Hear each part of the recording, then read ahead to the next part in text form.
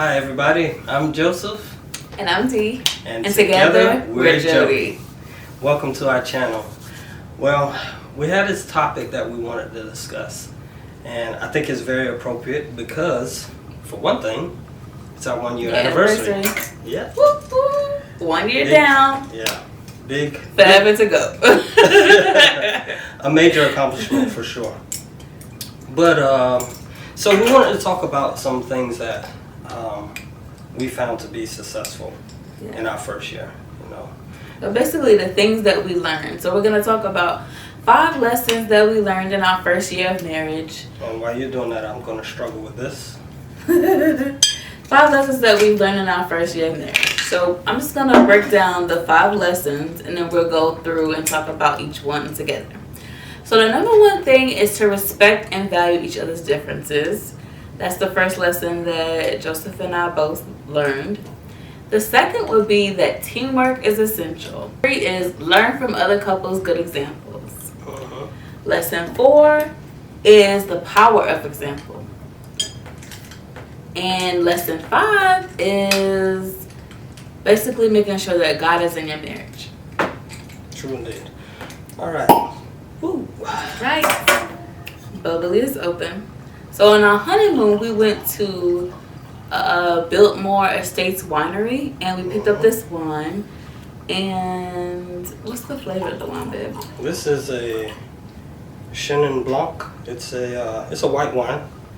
It was a limited release, but when we bought it, the guy told us, he said, well, it hasn't reached its full maturity yet. In about a year, it will have reached its full maturity. And I said, well, that's perfect. We'll just drink it on our first anniversary. So that's what we're doing, and it's excellent. It's excellent. It smells good. Let me drink. So let's get to. You like it? Yeah, it tastes good. Oh yeah, I agree. So let's get to the topic at hand. Okay, so 5 things that we talked about. What was the first one on the list? It was. So lesson number 1 was to respect and value each other's differences. Now, you know, for me, that's a challenge. I have a way of looking at things and saying it should be this way. Yeah. That's it, and there's no other way. Every other way is wrong. But I have to say I've learned more from the example that you said than so much, you know, from what you say. You know, you're like, no, don't do that. No, you gotta love it.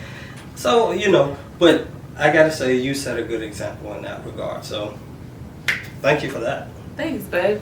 So yeah, it's important to respect and value each other's differences because even though you guys are married now, so you're becoming one flesh or you're becoming one, you're uniting 2 different people into one union, you're still 2 individual people. And so we have different ways of looking at the world. We grew up differently.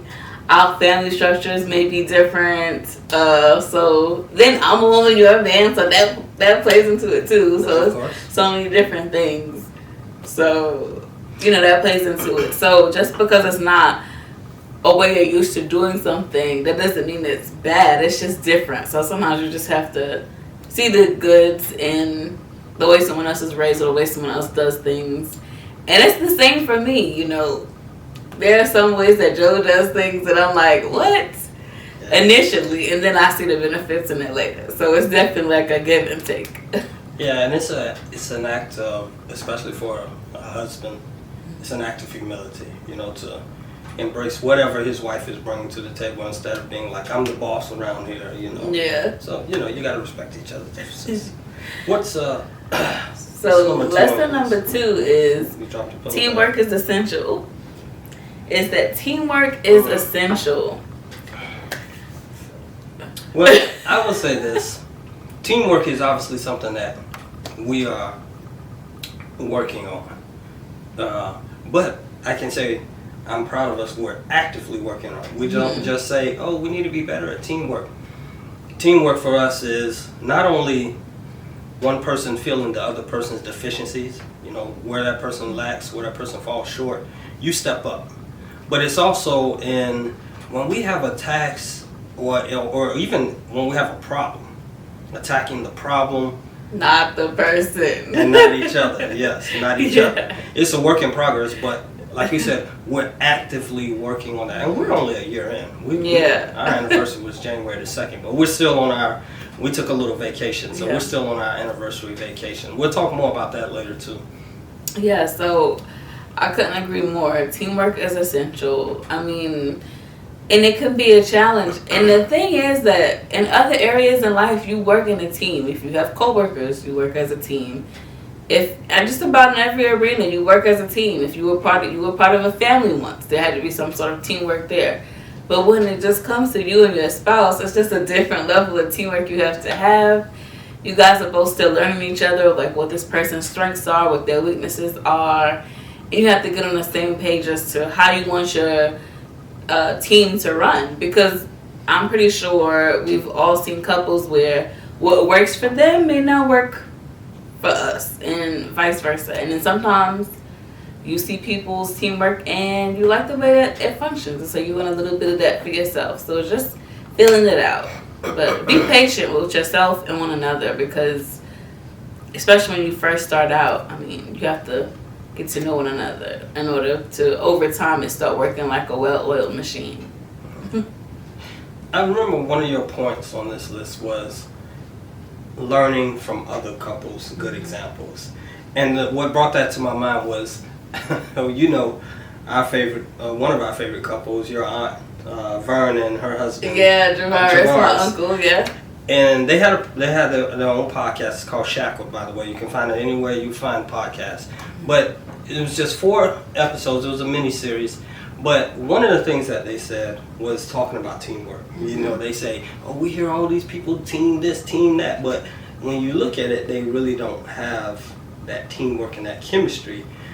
But the reason I bring that up is because I think they are an excellent couple whose example we can follow. They've been married now almost a decade and a half. Yeah. And they're really and they're different. They're way different than any other couple we know. They're way different than any other couple we know. They are introverts, even amongst themselves.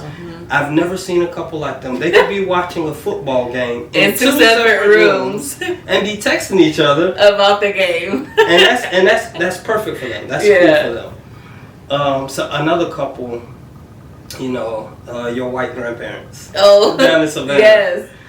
We love them, Mike and Peggy. They are such a good example. And Mike, he's taught me a lot about, how to give you your space and respect you. He's like, your wife, she's kind of spicy. Yeah. So, sometimes you gotta just let her flow, just get out of her way, let her do the thing. And I say, from watching his example and my friend Ron as well and Rodney, watching their examples has taught me a lot. Mm-hmm. So there's much value. What about you? Who do you admire? I would say from my grandma Peggy, I would say for her, like, she's spicy too. And so sometimes she's like, you just have to take a minute, take a deep breath, and just listen to what the person is saying and actually do what it is they're saying, even if you think you have a better way. So sometimes that's a thing. I don't know, my grandmothers are really helpful too. They've all been married for a long time. My dad's parents have been married for, I believe, 62 years, and then my mom's parents for 60 years. I think it's 60. Was it 58? I don't remember, but they've both been married for more than 50 years. And so they're really encouraging because they share with me how they were when they were newlyweds. Because sometimes you can see a couple at a certain point and you're like, oh wow, their chemistry is so good and this and that, and I want to be like them. And you can, but it takes time. We weren't there. They remind us that we were not there for their beginning stages. So be patient with yourself. Yeah, another one of our favorite couples is the husband's favorite saying, over time, not overnight. Exactly. So, Yes. Everything is, like we said, we're just a year in, so everything's still a work in progress. What was another thing? I would say the power of example. So it's easy to say. Explain that to me. So the power of example basically means that what you want your spouse to do, you yourself should set the example in doing. Like, it's easy to say, oh, he doesn't do X, Y, and Z, or she doesn't do X, Y, and Z, but then you have to reflect inward do I do X, Y, and Z like I want this person to do? So, for example, maybe you are like, oh, I don't feel like he's clean enough. He doesn't clean anything, or which actually that's not. So, he's the clean one. Joe's actually the clean one, but you know, then that means that he has to set the example. You cook, I clean. But yeah, okay, there we go. By making sure that he's doing that himself. You know, sometimes we can say we want something, and as humans, we're imperfect. So sometimes we could be a little hypocritical, or like very like judgmental or critical of the other person. But sometimes we have to look inward. So just always try to be the spouse that you want to be, and that could be challenging. Like, so I'm trying to be like the kind of spouse that that Joe would want, and he tries to be the kind of spouse that I would want. But I will tell you one reason why that may be more challenging for me than for you, because we know a generality is men want respect and women want love. Mm-hmm. And so when I think about, you know, I want my wife to respect me, I don't often think about how I respect my wife in turn. You know, and the way you give respect to a woman is different than the way a woman gives respect to you. So it's kind of hard to think that way, but that's where you know, that's where the digging deep and putting yourself into that other person's shoes comes in, because a lot of things, sometimes you can learn from a scenario that can be applied to other scenarios, and you pull the principle from that and then apply it, and then you have, you know, a basis, a building block of, then you can say, okay, so, you know, in this particular situation, my wife found what I did to be disrespectful. That same particular situation may not come up again, but something may come up where I can apply the principle there. Mm-hmm. So, you know, that's what the challenge is for me. But, you know, like I said, we're on a year end, so yeah, we're moving forward. But the last thing on your list is actually the most important. Mm-hmm. You know, a lot of people may not see the value in it, but I'm glad we're on the same page. We both believe that you must have God in your relationship. You must have, and that includes what that looks like for the two of us. We have a spiritual routine together that includes prayer and Bible reading, and we allow God to be the decider of what's going on in our life, how we treat each other, how we rebound from problems, how we look at each other, how we respect and love each other.